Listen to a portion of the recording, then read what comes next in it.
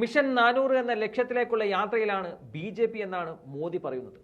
ദക്ഷിണേന്ത്യ കനിഞ്ഞാൽ mission 400 കടക്കാൻ സാധിക്കുമെന്ന വിശ്വാസത്തിൽ കേരളം, തമിഴ്നാട്, കർണാടക സംസ്ഥാനങ്ങളിൽ പറന്നു നടക്കാനുള്ള പ്രചരണ പരിപാടിക്കാണ് മോദി നേതൃത്വം നൽകുന്നത്.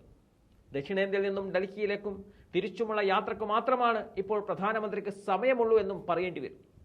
16% എംപിമാരെയും സംഭാവന ചെയ്യുന്ന യു.പിയിലേക്ക് കാര്യമായി ഒന്ന് തിരിഞ്ഞു നോക്കാൻ പോലും മോദി മെനക്കെടുന്നില്ല.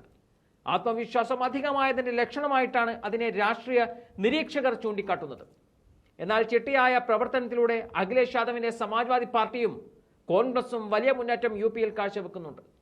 എങ്കിലും ദക്ഷിണേന്ത്യയിൽ നിന്നും കുറഞ്ഞത് 50 സീറ്റുകളും പിടിക്കുമെന്ന വാശിയാണ് മോദിയെ നയിക്കുന്നത്.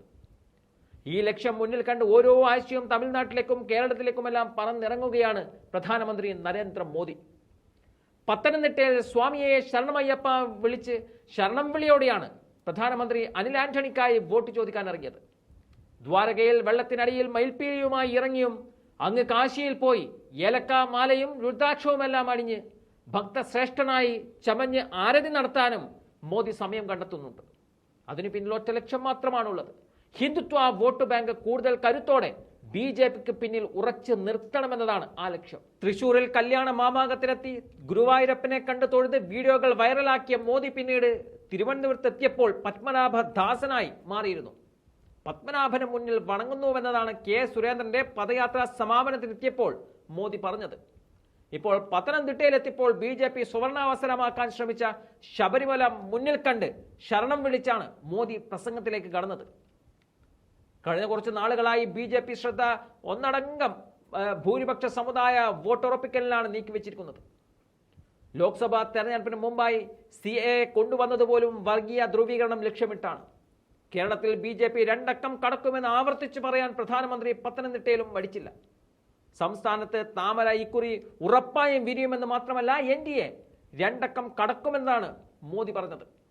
രാജ്യത്ത് NDA 400 സീറ്റിലധികം നേടുമെന്ന് ഉറപ്പിച്ചു പറഞ്ഞ പ്രധാനമന്ത്രി കേരളത്തിൽ അഴിമതിയും കെടുകാര്യസ്ഥതയും നിറഞ്ഞ സർക്കാരാണ് മാറി മാറി ഭരിക്കുന്നതെന്ന് കുറ്റപ്പെടുത്തിയുള്ള പതിവ് പ്രസംഗം തന്നെയാണ് നടത്തിയത്.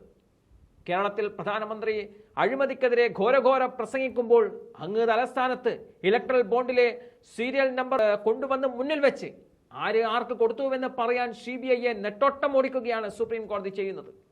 ഒന്നും രണ്ടുമല്ല, 6000 കോടിയിലധികമാണ് ബി.ജെ.പി. അക്കൗണ്ടിലേക്ക് ഇലക്ട്രൽ ബോണ്ടിന്റെ പേരിൽ കുത്തക കോർപ്പറേറ്റുകളിൽ നിന്നും ഒഴുകിയെത്തിയത്.